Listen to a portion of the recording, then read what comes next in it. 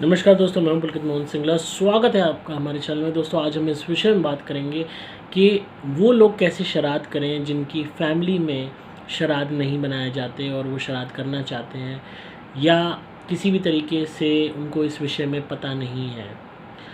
दोस्तों, बहुत से ऐसे लोग हैं जिनकी फैमिली में श्राद्ध नहीं मनाए जाते, चाहे दूसरे धर्म के होने के कारण, उनके अलग रीति रिवाज होने के कारण।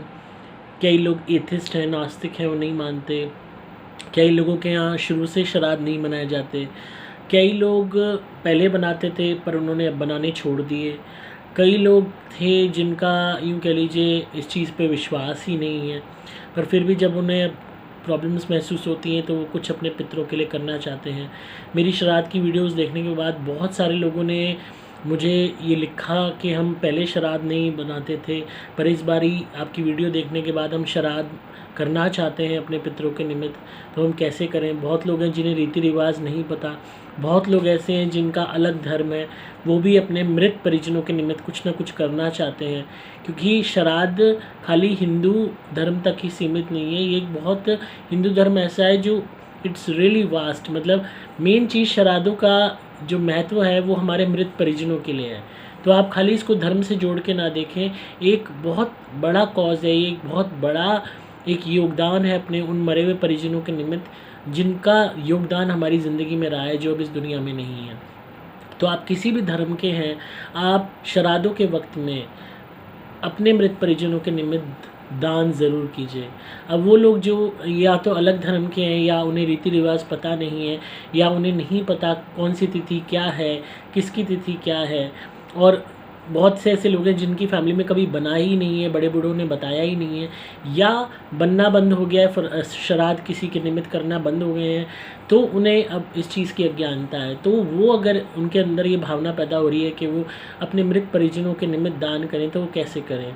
दोस्तों, ये बहुत ही इम्पॉर्टेंट है कि आप 17 तारीख तक जितना आप दान कर सकते हैं, फ्रूट्स, वेजिटेबल्स, स्वीट्स, कोई भी खाने की सामान गरीबों में अपने मृत परिजनों के निमित्त उतना आप करें।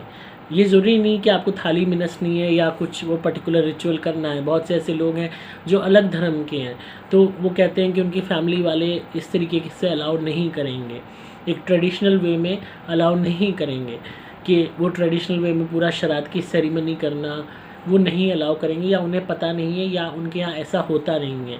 तो आपको मैं सिंपली एक सिस्टम बता रहा हूँ। आपने करना क्या है, 17 तारीख तक आप रोज़ कुछ ना कुछ फल, फ्रूट, मिठाई और बिस्किट्स ये आप दान कर दीजिए गरीबों में। बस ये प्रार्थना मन ही मन करते हुए, जब आप जिस टाइम आप डोनेट करेंगे उस टाइम मन ही मन प्रार्थना करना कि हमारे मरे हुए परिजनों की आत्मा को शांति मिले, जो भी हमारे परिजन है। और अगर कोई पर्टिकुलर परिजन है आपका जो इस दुनिया में नहीं है, चाहे माता हैं, चाहे आपके पिता हैं, चाहे दादा दादी हैं, चाहे भाई बहन हैं, चाहे आपके पति हैं या पत्नी हैं, चाहे कोई भी है जिनसे आपका लगाव था, प्यार था, तो उनके निमित्त आप कुछ ना कुछ डोनेट करते हुए बोल दीजिएगा कि भगवान इनकी आत्मा को शांति दे और ये हमेशा खुश रहें जहाँ भी हैं, इनकी कृपा हमें मिलती रहे। ये बोलते हुए आप दान कर दीजिए। And it can be biscuits हो सकते हैं, फल हो सकते हैं, मिठाइयाँ हो सकती हैं, और जो भी चीज़ आप दान करेंगे वो वेज होनी चाहिए, उसमें नॉन वेज नहीं होना चाहिए, उसमें अंडा नहीं होना चाहिए। बिस्किट्स भी आप वो चूज़ करें जो अंडे वाले ना हों, तो आप आटे वाले बिस्किट्स ले सकते हैं, फ्रूट्स आप ले सकते हैं, जूसेस के पैकेट ले सकते हैं, और आप यूँ कह लीजिए फल तो हर तरीके के आप कोई भी दान कर सकते हैं। इन केस आप कुक्ड फूड दान कर पाते हैं, गरीबों में बांट पाते हैं, तो रोटी सब्जी हो गई, पूरी सब्जी हो गई, any vegetarian delicious dish which you can choose, कोई भी अच्छी खाने की स्वादिष्ट भोजन जिससे किसी की आत्मा को शांति मिले, तृप्ति मिले और खुशी मिले। जब उसकी खाने वाले की आत्मा को शांति मिलेगी, तृप्ति मिलेगी, खुशी मिलेगी, और आप मन में प्रार्थना करोगे, भावना करोगे कि मेरे पितरों की आत्मा को शांति मिले या मेरे मरे हुए परिजनों की आत्मा को शांति मिले, तो काफ़ी आपको ये देखने को मिलेगा कि आपके मरे हुए परिजनों को सुकून मिलेगा। उसके अलावा एनिमल्स को फीड कीजिए इस वक्त में। जो गली के स्ट्रीट डॉग्स हैं इनको बिस्किट्स डालिए, और गाय को आप रोटी खिला सकते हैं, बंदर को फीड कर सकते हैं, क्रोज़ को, हर तरीके के पक्षियों को आप दाना डाल सकते हैं इस वक्त में। और कुछ नहीं, मछलियाँ, अगर कोई नहर है, तालाब है जहाँ मछलियाँ ब्याई हुई हैं, वहाँ आप आटे की गोलियाँ डाल सकते हैं इस वक्त में। मतलब जहाँ भी आपको मौका मिले, खरगोश हैं कहीं पे, खरगोश को आप कैरेट्स खिला सकते हैं, ये प्रार्थना करते हुए कि आपके परिजनों की आत्मा को शांति मिले। मतलब जो भी आप दान कर सकते हैं आप कीजिए, मनी मनी प्रार्थना करते रहिए कि हमारे मरे हुए परिजनों की आत्मा को शांति मिले, उनको ईश्वर अपने चरणों में स्थान दे और उनकी कृपा हम पे आती रहे। ये प्रार्थना करते हुए बस आपको सिंपली चीज़ें डोनेट करनी है।